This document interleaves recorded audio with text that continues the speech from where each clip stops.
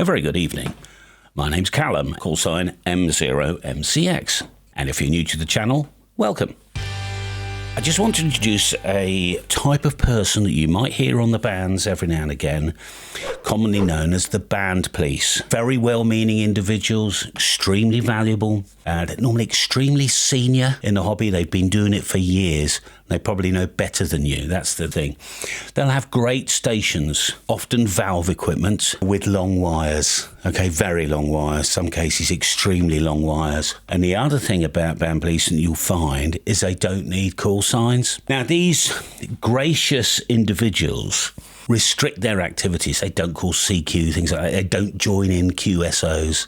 Selfless, actually, in that regard. So we might be better on the bands, all right? In terms of your band police appointment, if you want to be a band policeman or policewoman, good news is it's a self-appointed role. There's no forms or anything. You don't apply anywhere. There's no paperwork. You don't report to anybody. But the important thing is you know the rules from 1967. Every rule in 1967 you knew. And you probably passed the exam by the time you were 13. So let me explain some of the jobs that a band policeman can do. So if there's a DX station transmitting on, 14210, but he's listening on 14215, and what happens is he can say, this is some very rare island in the middle of nowhere, calling CQ, listening up 5. So he's listening 215, and that means all the hubbub and noise is happening on 215. All the DX operators are listening to him are actually listening on a very clear frequency, which is 210. And a new boy turns up who thinks, oh, I'll call this guy,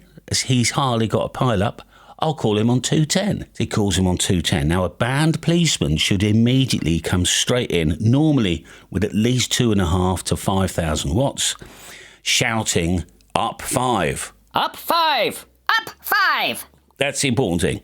Just up 5, shouting normally. So if the operator who's calling the DX station doesn't know what up 5 means, it just frightens them off, you see. And then they don't participate any longer and then don't make a mess. Now, I was down in Cornwall, and regulars to the channel will know that I go to Cornwall a couple of times a year, and I'm calling M0MCX CQ and having a run into the US in the middle of the night. Yeah, doing a great job. I mean, I sounded really good. But there was a band policeman clearly within about 10 miles of me who knew that I should be calling M0MCX stroke P for portable or stroke A for alternative, because in 1967 that's what you had to do. But in the modern day, what he doesn't realise is that clause 17 subclause 5 subsection D, it's voluntary. And when I explained that to him, that's the other thing about band policemen, they're never wrong. Doesn't matter what I said, got to stick to his guns, hasn't he?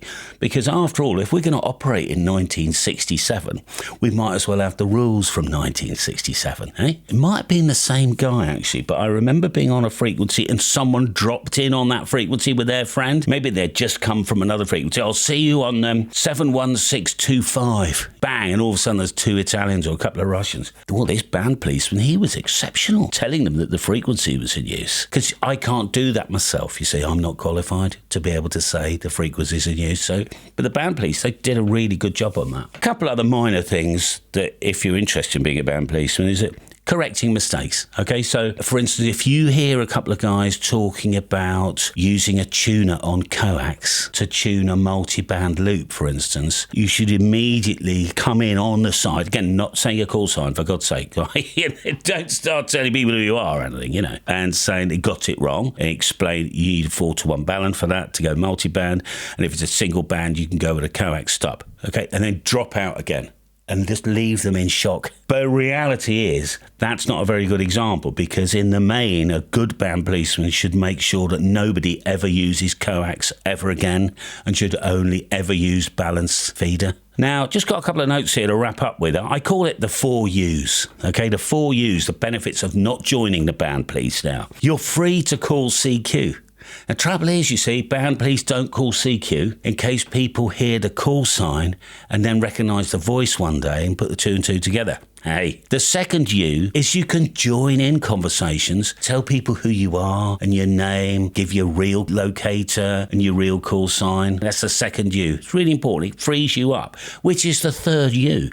You're free to learn new things and come out your 1967 bubble. And the fourth U is you don't have to be worried about anybody else ever again. So have a think about the benefits of not being in the band, please. And if you like my stuff, give me a thumbs up. If you enjoy and want more of this stuff, remember to hit the subscribe button. And when I go live, if you want to be notified of that via a YouTube email, you'll need to hit the bell. My name's Callum from DX Commander.